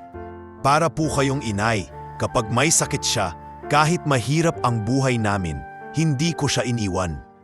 Tumingin si Clarissa sa kanya at sa mga mata nito ay may halong lungkot at paghanga. Hindi lahat ng tao marunong magmahal ng ganun. Siguro kaya ko nararamdaman na iba ka, Ramon. Hindi mo ako tinrato bilang CEO, inrato mo ako bilang tao. Sa mga salitang iyon, nakaramdam si Ramon ng kakaibang init sa kanyang dibdib. Nilingon niya si Clarissa at hindi niya napigilang magsabi, Ma'am, hindi ko rin po alam kung bakit, pero tuwing nakikita ko kayo, parang nagkakaroon ako ng lakas. Hindi lang dahil boss ko kayo. Parang espesyal kayo sa akin. Natigilan si Clarissa at hindi agad nakasagot. Ngunit sa kanyang mga mata, tila may kumikislap na damdamin na hindi pa niya maipahayag. Kinabukasan sa opisina, napansin ng ilang empleyado ang kakaibang lapit ng dalawa. May mga nagsimulang magbulungan. Teka, parang masyado nang malapit si Ma'am Clarissa sa assistant niya. Baka naman may relasyon na sila. Nakarating ito kay Adrian na lalong nangit-ngit. Hindi ko hahayaang isang hamak na lalaking iyon ang sumira sa plano ko. Kapag nagpatuloy ito, baka pati posisyon ko sa board mawala. Kaya't lalo niyang pinainit ang intriga sa loob ng kumpanya. Pinapalabas na nagagamit ni Ramon si Clarissa para makaangat. Ngunit sa kabila ng lahat, hindi natinag si Ramon. Kahit naririnig ang mga bulungan, pinili niyang manatiling tapat sa kanyang trabaho. At si Clarissa naman, imbes na umiwas, mas lalo pa siyang nagpapakita ng tiwala kay Ramon. Isang hapon, matapos ang isang mahabang meeting, iniabot ni Clarissa ang isang maliit na kahon kay Ramon. Para sa iyo ito, huwag mong tanggihan. Nagulat si Ramon at dahan-dahang binuksan ang kahon. Isang bagong relo ang laman nito. Simple, ngunit elegante. Ma'am, hindi ko po ito matatanggap. Sobra na po ang ginagawa niyo para sa akin. Ngumiti si Clarissa. Hindi ito regalo dahil may utang ako sa'yo. Regalo ito dahil gusto kong ipaalala sa'yo na bawat oras na ginugugol mo dito ay mahalaga. Isa kang parte ng buhay ko ngayon, Ramon. Napaluha si Ramon sa sobrang tuwa. Salamat po, ma'am. Hindi ko po makakalimutan ito. Sa mga sumunod na linggo, mas lalong naging halata ang unti-unting pag-usbong ng pag-ibig. Hindi man nila tahasang inaamin, ramdam nila sa bawat titig, sa bawat ngiti at sa bawat simpleng salita. Ngunit kasabay nito, dumami rin ang intriga at pagsubok na kailangang harapin. Isang gabi, habang naglalakan silang dalawa palabas ng opisina, biglang nagsalita si Clarissa. Ramon, alam kong mahirap para sa iyo ang lahat ng bulong-bulungan, pero gusto kong malaman mo. Hindi ko ikinahihiya ang pagkakaibigan natin. At kung darating man ang panahon na higit pa roon ang maramdaman natin, hindi ako matatakot. Napahinto si Ramon at tiningnan siya. Hindi niya alam kung anong isasagot, ngunit sa kanyang puso, alam niyang pareho silang unti-unting nahuhulog sa damdaming hindi nila inaasahan. At sa mga oras na iyon, sa ilalim ng mga ilaw ng siyudad, nagsimulang mabuo ang isang pag-ibig na dahan-dahang uusbong mula sa kabutihan, tiwala at sakripisyo. Habang unti-unting lumalapit ang loob nila Ramon at Clarissa, mas lalong lumalalim ang galit at inggit ni Adrian. Hindi na niya maitatago ang pagkainis sa bawat pagkakataong nakikita niyang magkasama ang dalawa, lalo na't nakikita rin niya ang pagbabago kay Clarissa. Mas nagiging masaya ito, mas bukas at tila hindi na siya natatakot sa mga pasya. At higit sa lahat, palaging si Ramon ang kanyang inuuna sa oras at tiwala. Isang gabi, habang nag-iisa sa kanyang opisina, nagplano si Adrian kasama ang ilang kasabwat. Kung hindi natin sisirain ang lalaking iyon, mawawala ang lahat ng plano natin. Kailangan nating gumawa ng mas matindi. Isang eskandalong hindi basta mapapawalang bisa. Ilang araw ang lumipas, biglang kumalat sa loob ng kumpanya ang isang tsismis. Nakita raw si Clarissa at Ramon na magkasama sa isang hotel at hindi umano tungkol sa negosyo ang pakay. May mga retratong ipinakalat, mga larawang halatang inedit upang magmukhang kahina-hinala. Agad itong ikinagulat ng maraming empleyado. Tingnan mo to, totoo ba yan? Si ma'am at yung assistant niya? Bulungan ng ilan. Kung totoo yan, malaking kahihiyan para sa kumpanya. Nakarating din ito sa media. Ilang pahayagan ang naglabas ng blind item tungkol sa isang babaeng CEO at kanyang personal assistant na di umano'y may relasyon. Ang balita ay umabot hanggang sa mga shareholders na agad nagpatawag ng emergency meeting. Sa loob ng boardroom, mariin ang tono ni Adrian. Kita nyo na? Ito na ang sinasabi ko. Hindi lang nakakaapekto sa reputasyon ni Clarissa, kundi pati na rin sa ating kumpanya. Kung hindi natin aaksyonan ito, maaaring bumagsak ang tiwala ng publiko sa Vergara Holdings. Tahimik lamang si Clarissa. Ngunit halata ang galit at lungkot sa kanyang mga mata. Sa kabilang dako, si Ramon ay nakaupo sa gilid, halos hindi makatingin sa mga tao. Ramdam niyang muli siyang nasa sentro ng paninira. Clarissa, wika ng isa sa mga board members, mahal namin ang kumpanya, ngunit kailangan mong ipaliwanag ito. Ano ba talaga ang nangyayari sa pagitan ninyo ni Ramon? Huminga ng malalim si Clarissa. Walang katotohanan ang mga kumakalat na larawan. Malinaw na inedit ang mga iyon upang sirain kami. Si Ramon ay isang taong tapat at marangal. Hindi ko siya kailanmang gagamitin sa ganoong paraan. Kung may pagkakamali man, iyon ay sobrang nagtitiwala sa kanya bilang isang kaibigan at katuwang. Ngunit hindi lahat ay kumbinsido. Clarissa, kahit pa sabihin mong hindi totoo, sapat nang nakakalat na ito sa publiko upang sirain ang ating pangalan. Kailangan nating magdesisyon kung dapat pa bang manatili si Ramon dito. Narinig iyon ni Ramon at halos mabasag ang kanyang dibdib. Tumayo siya at nagsalita. Kung ako po ang problema, handa akong umalis. Hindi ko po kayang maging dahilan ng pagbagsak ng kumpanya ni Ma'am Clarissa. Basta po sana, maniwala kayo na wala kaming ginagawang masama. Ngunit bago pa siya makalabas ng silid, tumayo si Clarissa. Hindi Ramon, hindi kita pababayaan. Alam kong mali ang lahat ng ito. At kung aalis ka, ibig sabihin ay tinalo na tayo ng kasinungalingan. Napatingin si Ramon sa kanya. At sa unang pagkakataon, nakita ng board ang tapang ni Clarissa na ipaglaban hindi lang ang kumpanya, kundi pati ang isang ordinaryong lalaki. Sa kabila ng anyang pagtatanggol, lalong tumindi ang intriga.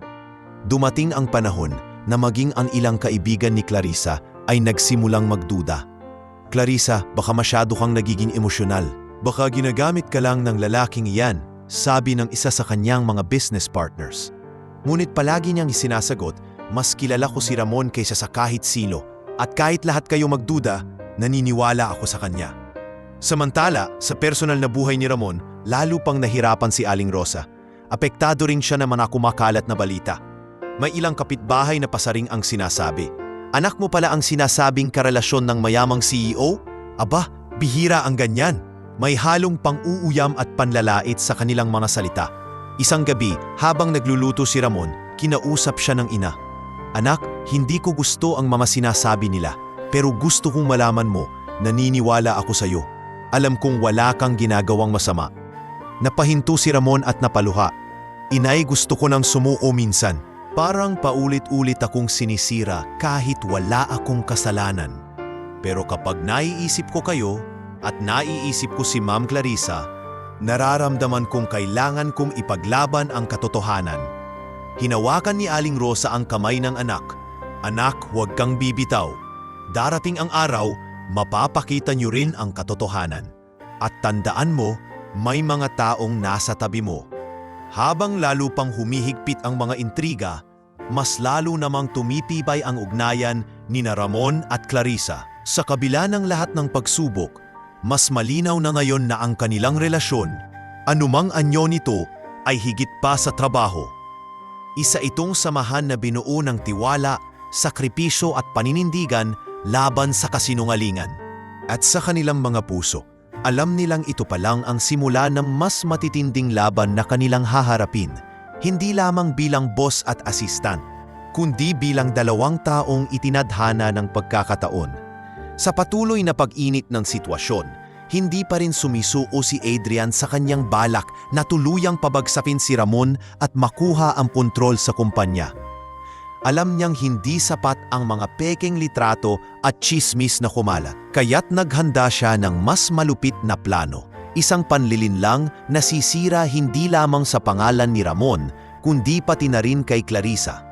Isang gabi, lihim siyang nakipagbulong sa isang kilalang mamamahayag na kilala sa paggawa ng mga kontrobersyal na balita.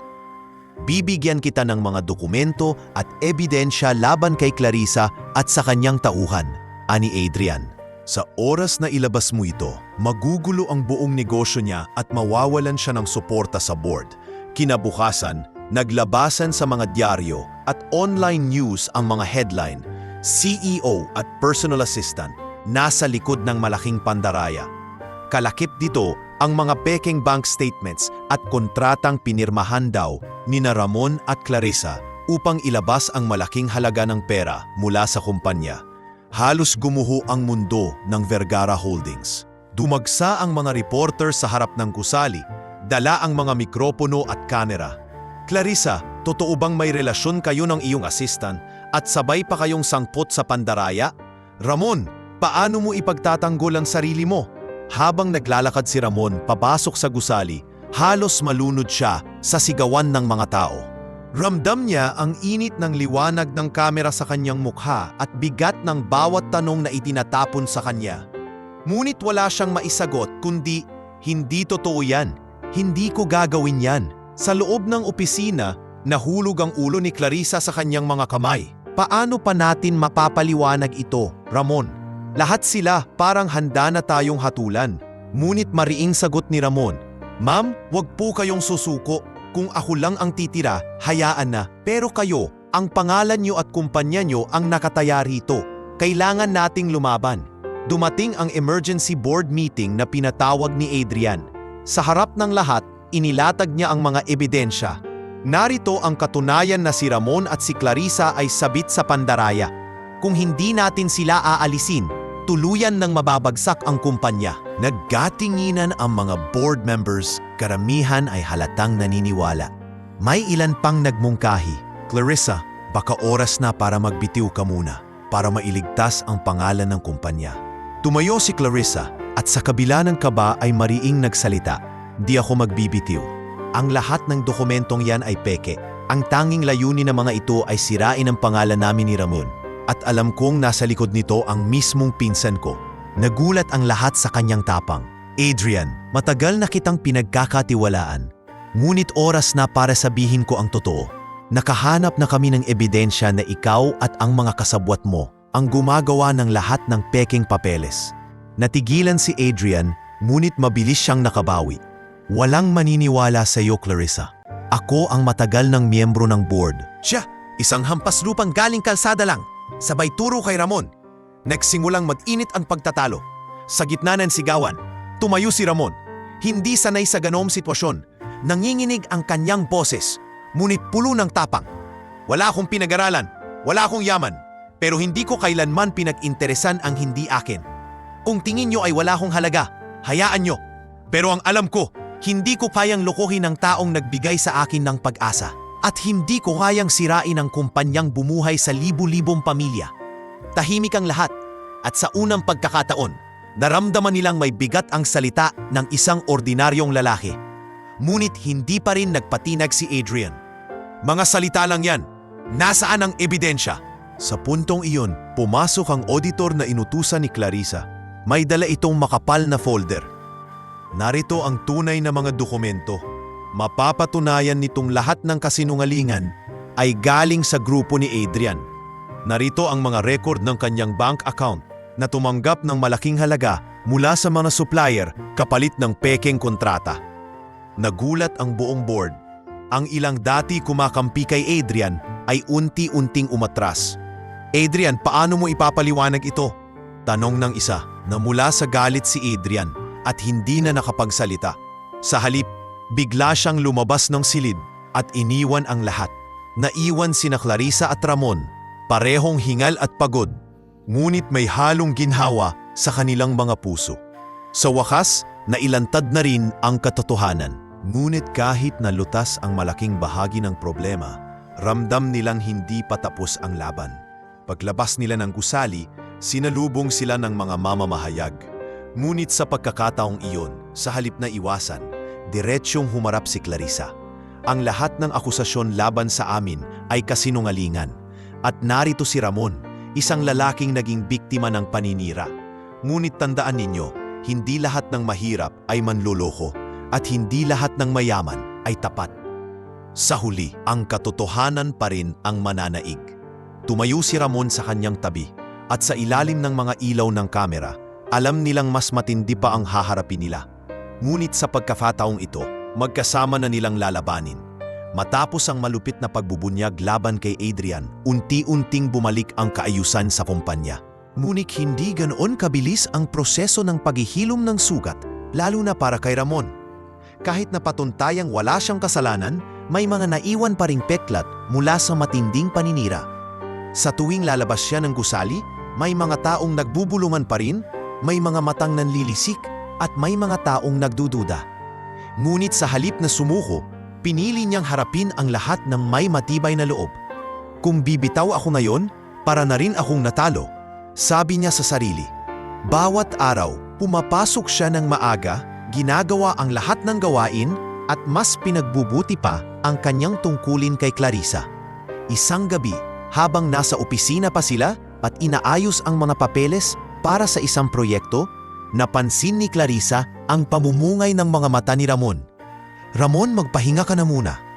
Ako na ang tatapos nito. Umiling si Ramon. Hindi po, ma'am. Kung kayo nga po hindi sumusuko, bakit ako susuko? Ang dami na po ninyong dinadala, ayokong dumagdag pa. Napangiti si Clarissa, ngunit may halong lungkot. Hindi ko alam kung paano kita pasasalamatan. Kung ibang tao ka siguro, matagal ka nang umalis. Pero pinili mong manatili kahit ang daming unos. Tumingin si Ramon sa kanya. Ma'am, hindi ko po kayo kayang iwan.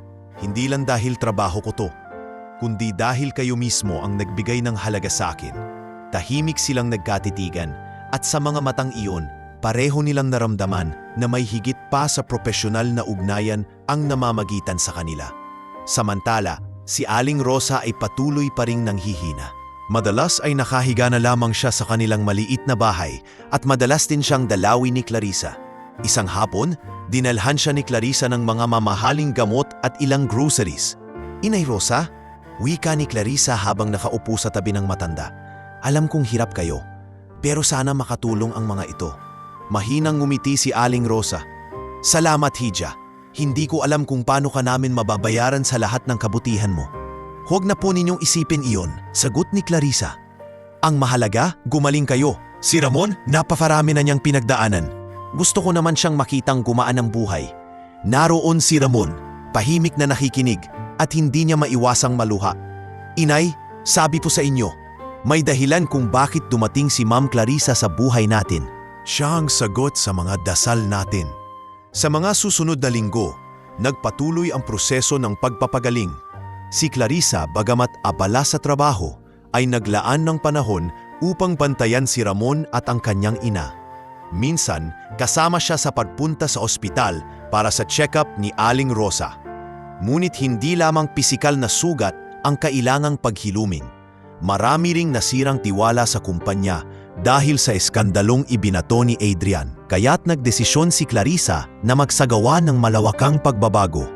Tinanggal ang ilang tiwaling empleyado, binigyang parangal ang mga tapat na nanindigan, at pinakilala si Ramon bilang huwaran ng katapatan. Sa isang General Assembly ng kumpanya, tumayo si Clarissa sa harap ng lahat at nagsalita.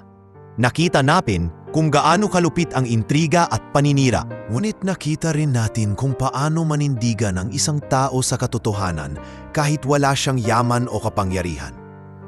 Si Ramon ay patunay na ang tiwala at dangal ay hindi kayang bilhin ng pera. At siya'y mananatili sa tabi ko, hindi lang bilang assistant, kundi bilang simbolo ng katapatan sa Vergara Holdings. Nagsipalakpakan ang mga empleyado at marami ang napaiyak. Sa unang pagkakataon, nakaramdam si Ramon ng totoong pagtanggap mula sa lahat. Matapos ang pagtitipon, nilapitan siya ng isa sa mga senior staff na dati nagdududa. Ramon, patawarin mo kami kung nakinig kami sa mga chismis noon. Hindi namin nakita agad kung gaano kakabuti. Pero mula ngayon, nasa likod ka na namin. Ngumiti si Ramon. At sa puso niya, naramdaman niyang unti-unti na naghihilom ang mga sugat na iniwan ng mapanirang intriga. Isang gabi, habang magkasama silang naglalakad palabas ng gusali, biglang nagsalita si Clarissa. Ramon, hindi ko alam kung paano ko haharapin ang lahat ng ito kung wala ka. Sa bawat laban, ikaw ang kasama ko. At ngayong natapos na ang isa sa pinakamalaking pagsubok, gusto kong malaman mo, mas higit pa ang tiwala po sa iyo kaysa sa kahit kanino. Napahimpo si Ramon at tinitigan siya. Ma'am, salamat. At kung anuman po ang mangyari pa sa hinaharap, huwag tayong matakot. Lagi po akong nariyan para sa inyo. At sa gabing iyon, habang nakatanaw sila sa malayong mga ilaw ng siyudad, pareho nilang naramdaman na sa kabila ng sugat, sa kabila ng intriga, at sa kabila ng lahat ng laban, unti-unti na silang nakakaahon. Hindi lamang bilang boss at assistant, kundi bilang dalawang taong nagsusulsi ng kanilang mga sugat at sabay na bumabangon tungo sa bagong simula. Lumipas ang ilang buwan mula nang tuluyang mahubaran ng maskara si Adrian at maghilom ang sugat ng paninira. Unti-unting bumalik ang sigla at katatagan ng Vergara Holdings. Hindi na muli pang bumangon ang mga lumang chismis at mas naging matibay ang pundasyon ng kumpanya. Ngunit higit sa lahat, nagbago rin ang buhay ni Ramon sa paraang hindi niya kailanmang inakalang mangyayari. Mula sa pagiging isang hamak na construction worker na halos walang pag-asa, Siya ngayon ay isang taong tinitingala at iginagalang. Ngunit sa kabila ng lahat, nanatili siyang mapagpakumbaba. Araw-araw pa rin siyang gumigising ng maaga, sinusundo ang kanyang ina sa gamutan, at binabalikan ang mga lumang kaibigan sa baryo tuwing may pagkakataon. Isang umaga habang nakaupo siya sa maliit nilang bahay, nagsalita si Aling Rosa na mas malakas-lakas na ngayon. "Anak, parang panaginip lang lahat ng nangyari. Noon, halos wala tayong makain at ngayon may inabukasan ka na. Hindi ko alam kung paano ako makakapagpasalamat kay Clarissa." Ngumiti si Ramon at hinawakan ang kamay ng ina. "Inay, hindi lang po si Ma'am Clarissa ang nagbago ng buhay ko. Kayo rin, kung hindi niyo po ako tinuruan ng katapatan at paninindigan, baka matagal na akong sumuko. Lahat ng ito para sa inyo." Samantala, si Clarissa ay nagpatuloy sa pagpapalawak ng negosyo. Ngunit sa bawat hakbang, lagi niyang isinasama si Ramon. Minsan, sa isang board meeting, bigla niyang ipinakilala ang lalaki. "Ladies and gentlemen, hindi ko itinatanggi. Si Ramon ang aking pinakamahalagang katuwang. Kung hindi dahil sa kanya, baka hindi ko nalampasan ang lahat ng pagsubok. Kaya mula ngayon, siya ay magiging bahagi ng leadership program ng kumpanya." Nagulat si Ramon at halos hindi makapaniwala. Pagkatapos ng meeting, milapitan niya si Clarissa. "Ma'am, bakit niyo po ginawa yon? Hindi ko naman po kaya ang mga ganoong posisyon." Ngumiti si Clarissa. "Ramon, hindi mo kailangang maging perpekto. Ang kailangan lang ay puso at katapatan, at nasa iyo yon. Naniniwala ako balang araw, magiging isa kang lider na titingalain ng marami." Habang lumilipas ang mga taon, lalong tumibay ang samahan nila. Hindi man nila agad inamin, malinaw na sa bawat kilos at bawat titig may mas malalim ng damdamin sa pagitan nila. Isang gabi matapos ang isang matagumpay na corporate event, dumiretso silang dalawa sa isang parking malapit sa syudad. Tahimik silang naglakad hanggang sa maupo sa isang lumang bangko. "Ramon," wika ni Clarissa habang nakatingin sa mga bituin, "minsan naiisip ko, paano kaya kung hindi kita nakilala sa araw na iyon? Siguro iba ang kapalaran ko. Siguro hindi ko nakayanan ang lahat ng laban." Napatingin si Ramon sa kanya at ngumiti. "Ma'am, siguro nga po. Pero naniniwala akong lahat ng nangyayari ay may dahilan. Siguro, ipinadhana na magka-cruise ang landas natin." Matagal silang natahimik bago muling nagsalita si Clarissa. "Hindi ko na kayang itago, Ramon. Hindi lang tiwala ang nararamdaman ko para sa'yo. Nahulog na rin ako." Halos hindi makapagsalita si Ramon. Nanginginig ang kanyang boses nang sagutin siya. "Ma'am, matagal ko na ring nararamdaman yan, pero natatakot ako. Kasi baka sabihin ng mundo, hindi ako karapat-dapat." Ngumiti si Clarissa at hinawakan ang kanyang kamay. "Wala akong pakialam sa sinasabi ng mundo. Ang mahalaga, ikaw ang pinili ng puso ko." Sa gabing iyon, sa ilalim ng malamlam na liwanag ng buwan, tuluyan nang nagtagpo ang kanilang damdamin. Hindi man perpekto ang kanilang pinagmulan, malinaw na sila ay pinag-isa ng mga pagsubok at paninindigan. Lumipas pa ang ilang taon at lalo pang gumanda ang takbo ng kanilang mga buhay. Si Ramon ay naging mahalagang leader ng kumpanya, nakapagtapos din ng ilang business courses na sinuportahan ni Clarissa. Samantala, si Aling Rosa ay unti-unting gumaling at nakapiling ang kanyang anak sa mga mas magagaan na araw. Isang hapon, nagkaroon ng malaking pagtitipon sa Vergara Holdings upang ipagdiwang ang ika-30 anibersaryo ng kumpanya. Sa gitna ng entablado, tumayo sina Clarissa at Ramon, magkahawak ang kamay. "Hindi ko akalain," wika ni Ramon sa kanyang talumpati, "na mula sa isang simpleng lalaki na walang direksyon sa buhay, magiging parte ako ng isang ganitong pamilya. Lahat ng ito ay dahil sa tiwala at pagmamahal. At para sa lahat ng naririto, sana'y maging inspirasyon ng aming kwento na ang kahirapan ay hindi hadlang sa pagkakaroon ng marangal at matagumpay na buhay." Nagbalakpakan ng buong hall at marami ang napaluha. Sa wakas, ang dating pinagtatawanan at nilalait ngayoy naging huwara ng pag-asa at inspirasyon. Sa dulo ng gabi, lumapit si Clarissa kay Ramon at bumulong. Alam mo ba, Ramon, ang lahat ng ito ay nagsimula sa isang simpleng araw, noong tumulong ka sa akin sa kalsada. Ngumiti si Ramon at niyakap siya. At mula noon, ma'am, hindi na kita binitawan. Sa ilalim ng mga kumukutitap na ilaw ng salo-salo, tuluyan ang nakamtan ni Ramon at Clarissa ang isang matamis na wakas. Hindi lamang pagtatapos ng kanilang mga sugat at laban, kundi simula ng isang bagong yugto. Isang buhay na puno ng pag-ibig, tiwala at pangakong hindi na muling bibitiw sa isa't isa.